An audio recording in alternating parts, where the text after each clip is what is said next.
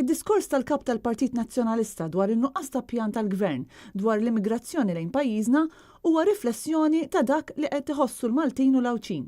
Li wieħed jiddiskuti l-impatt soċjali, ekonomiku, ambjentali u infrastrutturali tal-immigrazzjoni bla pjan brata maġla fi żmien tant qasir u f'kuntest ta' art limitata u riżorsi skarsi huwa obbligu ta' oppożizzjoni serja u matura li tħares l-interess nazzjonali u l-interess taċ-ċittadini kollha ta' din l-art.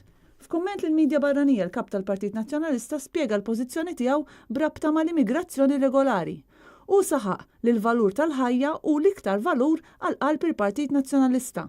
We do know that Malta as a state has been following rigorously international law, and I have been invoking that we also ensure that we safeguard the international human rights of people who are perishing at sea, because that is a fundamental, not only legal but moral obligation, not only of states, but of persons, but of organizations, but of humans who need to do everything within their possibility to try and save lives, because life is the foremost value that we as a nationalist party really have at heart. Id-Rindilija qal li l-Oppożizzjoni tisħaq li f'ħidmiet tas-salvataġġ fl-ibħra Maltin jitħarsu l-liġijiet internazzjonali kif ukoll l-interessi tal-pajjiż.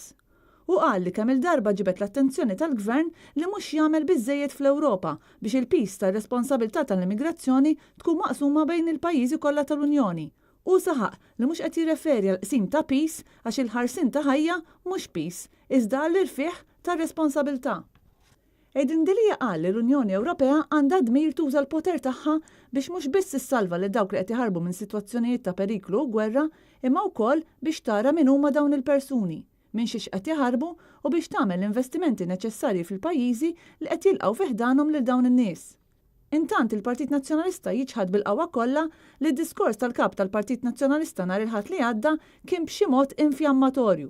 Al kontrarju tul id-diskors tiegħu, Dr. Delija f'ebda mument ma esprima jew mexxa sentimenti li jmorru kontra d-dinjità jew id-drittijiet fundamentali tal-bniedem. U esprima b'mod ċar li għandu jkun hemm l-assistenza kollha għal min jista' jitlef ħajtu f'nofs ta' baħar. U attakka u kundanna wkoll il-fatt li diversi persuni barranin sabu ruhom sfruttati u miżmuma frazzett jgħixu f'kundizzjonijiet diżumani jew inkella jorqdu barra fil-ġonna. U tkellem ukoll favur dawk il-barranin li tħaltu b'mod pożittiv mal-Maltin u l-familji tagħhom u saħaq dwar il-bżonn ta' pjan serju ta' integrazzjoni. Iżda bl-istess mod kien f'obbligu li jitkellem dwar faqar ġdid li qed toħloq il-politika ta' tkabbir bla rażan u bla pjan tal-popolazzjoni li jolqot kemm il-barranin kif ukoll il-Maltin minħabba kirjiet ta' akkomodazzjoni li dejjem jolew u kundizzjonijiet ta' xogħol mhux adegwati. Faqar li qed iġib miegħu kriminalità li qed tinkwieta bil-bosta lill-Maltin u l-Awċin kollha. Il-Partit Nazzjonalista huwa gwardjan kburi tal-Kostituzzjoni ta' pajjiżna li se nkunu qed niċċelebraw fil-ġranet li ġejjin meta nikkommemoraw il-kisba tal-indipendenza. Il-valuri tal-istess Kostituzzjoni inkluż l-identità tagħna bħala Maltin huma l-boxla tal-politika tagħna.